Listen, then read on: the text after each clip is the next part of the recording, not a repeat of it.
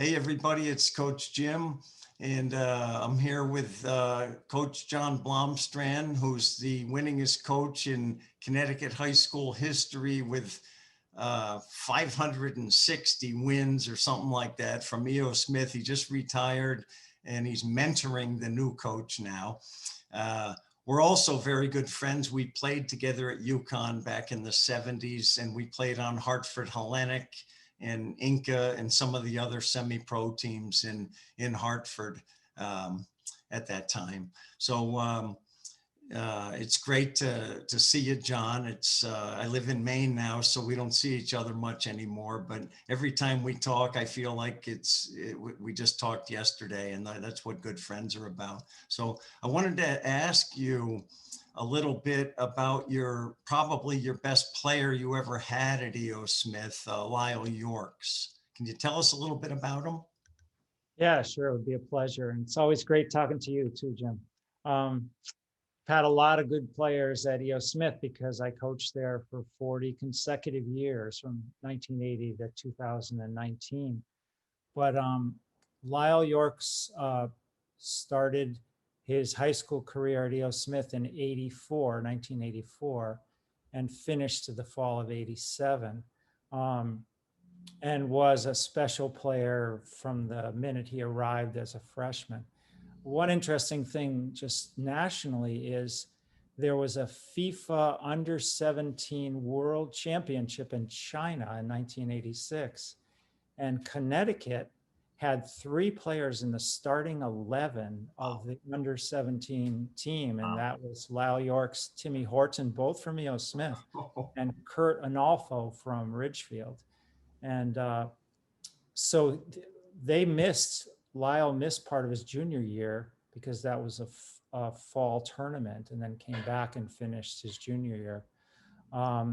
His senior year, we won a state championship. The other cool thing about 1987, when we won the state championship, was he was named the National High School Player of the Year. So it was sponsored, I think, by Gatorade at the time. And Walt Chisowitz's brother, Eugene Chisowitz, was in charge of the selection process. And we actually had a dinner in Hartford to honor him. And just a cool thing for Lyle, but for me as well, for our school to get that recognition. So we would have big time college coaches showing up on the sidelines, like Ziggy Schmidt from UCLA and people like that. At a little high school game when Lyle was a senior, I was just stunned by the level of interest, including UConn. But at the time, University of Virginia was sort of an emerging program, and Bruce Arena was the coach, who was then the national team coach of the men in the US. And that's where Lyle went. And of course, he joined a bunch of dominant players at Virginia there at the time. And I think he won 3 national championships out of his 4 years at Virginia, and had a brief stint with DC United as a professional player at a time when there weren't as many professional opportunities. And now is, I think, one of the premier, if not the best, professional soccer player agent in the country. And he has a business as a soccer agent, and he is doing great as well. So That's that's amazing, John. A lot of people don't realize the history of your program and the quality of the players that you had. And that Lyle's story is awesome. Now, we spoke on the phone last night, and we talked about one thing that um, you would tell a player, a young player, to work on, that's a fairly simple thing that would immediately elevate their game. And you told me something that Lyle's favorite move. Could you share that with us, please? Yeah, I'm not sure if it was his favorite move because he had a lot of them, but it was a simple one, like Jim said. And I love showing it even to my high school players to this day, because it's not beyond young players technically. It's more of reading the whole game type of thing. And you've all seen teams switch the play across the middle of the field, like go from one sideline to the other sideline. That's what professional teams do. That's what high school teams do, because it stretches out the defense. But it becomes predictable if teams just do that one pass after another, one pass after another. And Lyle was always in the center of the midfield with Timmy Horton and other great players. Wow. So he would start that process, and he was a great possession player, great technically. But the thing I loved about it is I always tell players to scan and look for the forward pass as you're passing the ball square across the middle of the field. But he would not only do that with the pass, but with the dribble. So he'd be having the ball progress from left to right side of the field. He'd be looking at the right midfielder, and he'd be ready to hit an inside of the foot pass with his right foot. And the defense would jump by where he was looking. So he'd just cut the ball with the inside of his right foot and then go dribble right through the midfield and just create a whole nother level of attack for us without even passing the ball. And it's a simple skill, but it's knowing when to do it. And he was very good at that. Yeah, that's fantastic. I love, I was just reading something that actually Albert Einstein said, and the levels of intelligence, and he starts with, I don't know, there's 3 or 4 things, 5 things. And the last one, the most important one, is simplicity. It comes after genius even. So he understood the importance of simplicity. Simplicity is genius. And you watch a lot of young players these days, or any days, not just, I sound like an old fart saying these days, but they try to do too much. They try to spin around and do 4 step overs, and it's useless, So a simple move like that, it's real. It looks like he's going to pass it to the winger. The defense reacts to that, and then he just cuts the ball with the inside of his foot. That's such a simple move. It takes practice, of course, and then he's in. Then he can play through balls, take shots, whatever. Play a 1-2 with the center forward. So that's really good, and thanks for sharing that, because that's something that kids can immediately work on and do it in a match.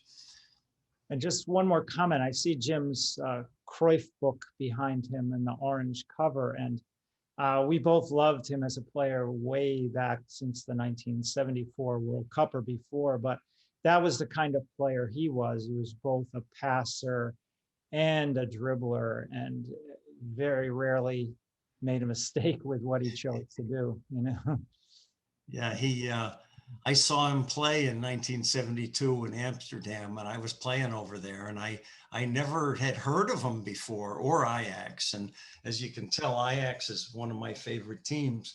And, I couldn't believe my eyes, actually. I couldn't believe what I was seeing. These guys were better with their feet than American basketball players were with their hands, and their movement off the ball was incredible. They just constantly moved for each other. So anyway, I wanted to share one thing as well that I would share with young players. And I see, I've been a college coach for 40 some years, and I've run soccer camps almost every summer since, during that time. So I love working with young kids. And one of the things I see at the college level, even Division I, good teams, is that most of the players, all they see the whole game is the ball. All they do is watch the ball on offense and defense. And there's so much more out there. There's the opponents, there's your teammates, there's the spaces between them. And all these things have to be taken into account if you want to be a really top player. So, getting the habit of moving your head and looking around, and when the ball is, say, being switched to you, it's being switched to you. Okay, don't stare at the guy who's going to receive the next ball, who's going to give it to you. That's going to happen. That's your chance to look off the ball and see the spaces. Okay, my winger looks like he's open, and I just looked at him and we just made eye contact. Oh boy, when I get it, he knows I'm going to play the ball over the top, so he's going to be running before I even pass it. And that's a different level of football that most American kids don't do. When I coached at University of Hartford, I couldn't get the top American kids to go there, even with full scholarships. In fact, one of your kids, Tommy, went to Georgetown. I can't remember his last name. Greaser, yeah. Yeah, good player. He paid to go to Georgetown, and it's a much better school than Hartford. I offered him a full scholarship, and he didn't even come and visit us. So that's where I was with American good players, So I had Swedes, Israelis, Jamaicans, and I had this one Israeli guy, Guy Primor, who played for Maccabi Tel Aviv. And this guy was a center midfielder who, there's a lot of pictures of him because he was so good. There's a lot of every picture of him, the ball is at his feet and he's looking past the guy who's marking him. He's looking at the whole thing. And it's what made him such a great player. He could pick out the passes even under pressure. So that's something young kids should start practicing. And I teach it to my 5 and 6 year olds at camp. And I teach them that, and they do it because they don't have any bad habits. And, unfortunately, when they go back to wherever they're playing, nobody's telling them that, but I can't do anything about that. Actually, one thing I am doing about that is we're starting to do this so that people can see this and learn from it and use it, hopefully. Sounds great, Jim. Yeah, that's such a good higher level of thinking and skill. Yeah. So anyway, that's it for today. John, it's been great catching up with you and hearing about Lyle. I remember watching them, and John and I coached the Connecticut U16 ODP team way back then. And every kid on that team played and ended up playing in college. We only lost maybe once to New Jersey or something like that. And very good team. And we had a blast coaching them. We would pick each other's brain in the car on the way to and back tournaments. And Lyle was the right age, him and Timmy, but they were playing like U19 because they were so good. But it would have been something if we had Lyle and Timmy with the rest of those boys. But I don't think anyone would have touched us in the country at that time. Okay, again, thanks, John, and we'll see you next time, everybody. Thank you, Jim. That was fun. Thank you.